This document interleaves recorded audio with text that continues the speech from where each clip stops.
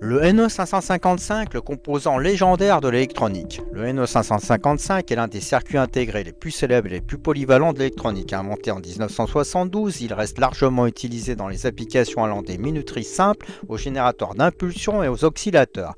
Avec sa simplicité de conception et sa capacité à fonctionner dans différents modes, le NE555 a été surnommé le couteau suisse de l'électronique.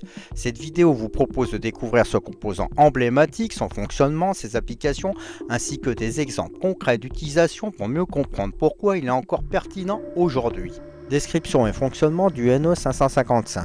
Aperçu général, le NE555 est un circuit intégré linéaire contenant 23 transistors, 2 diodes et 15 résistances. Il est encapsulé dans un boîtier DIP Dual Inline Package à 8 broches. Voici le résumé des broches. À l'écran, on voit la borne 1, GND, ou la masse, c'est la connexion à la masse. La borne 2, Trigger, c'est l'entrée de déclenchement pour changer l'état de sortie.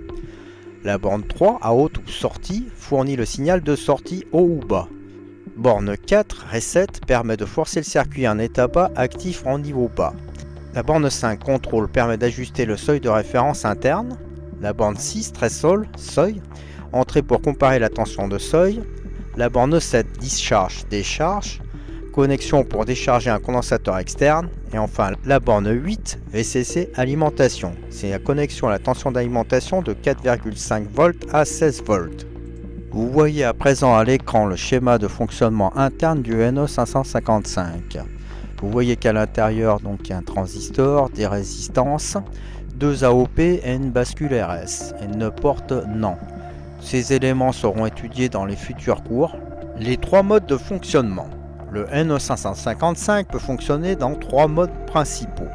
Le mode monostable, dans ce mode le NE555 agit comme une minuterie. Lorsqu'un signal de déclenchement est appliqué à la broche trigger, la sortie passe à l'état haut pour une durée déterminée par une résistance R et un condensateur C externe. Exemple d'utilisation d'une minuterie déclenchée par un bouton poussoir. Le mode astable, en mode astable, le NE555 fonctionne comme un oscillateur, générant un signal périodique, en carré. La fréquence et le rapport cyclique sont déterminés par 2 résistances R1 et R2 et un condensateur C. Exemple d'utilisation, générateur de signaux pour les horloges ou clignotants LED. Le mode bistable, dans ce mode le NE555 agit comme une bascule. Il passe d'un état stable à un autre lorsqu'il reçoit un signal de commande. Aucune configuration RC nécessaire ici, on parle de résistance et condensateur. Exemple d'utilisation, interrupteur bascule pour alimenter éteindre un appareil. Les applications pratiques du NE555. Un générateur de signaux, le NE555 peut créer des ondes carrées pour tester des circuits ou comme horloge dans des circuits numériques. Des minuteries simples, il est souvent utilisé pour créer des temporisateurs comme un délai pour allumer ou éteindre un circuit. Un contrôle de LED est moteur, avec une configuration instable, il peut contrôler le clignotement des LED ou réguler la vitesse des moteurs en PWM, modulation de largeur d'impulsion. Des détecteurs de fréquences. En conjonction avec d'autres composants, le NE555 peut servir à détecter des fréquences spécifiques dans un signal. Des alarmes et sirènes, en combinant plusieurs NE555, on peut créer des sons d'alarme variés. Exemple pratique, création d'un signal carré à partir du courant continu.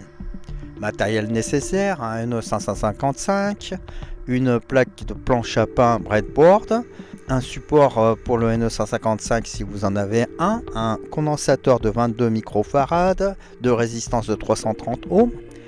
Il vous suffit de connecter le NE555 comme vous avez à l'écran.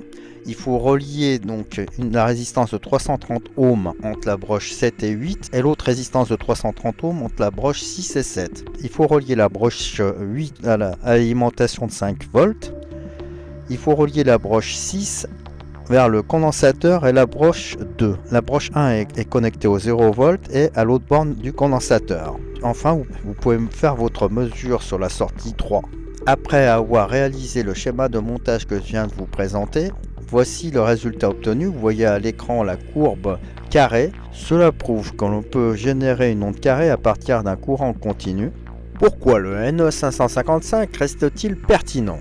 Malgré l'avènement de composants plus complexes comme les microcontrôleurs, le NE555 reste très prisé pour plusieurs raisons. Sa simplicité, facile à utiliser même pour les débutants, son coût, il est extrêmement abordable, sa polyvalence, il s'adapte à une multitude d'applications, Sa robustesse, il fonctionne dans des environnements variés et supporte des variations d'alimentation. En conclusion, le NE555 est un composant incontournable pour quiconque s'intéresse à l'électronique. Ses capacités à fonctionner dans différents modes et à répondre à une multitude de besoins fait de lui un outil précieux, tant pour les amateurs que pour les professionnels. Que vous souhaitiez concevoir un circuit clignotant LED ou un circuit plus complexe, le NE555 est une base idéale pour explorer les concepts fondamentaux de l'électronique.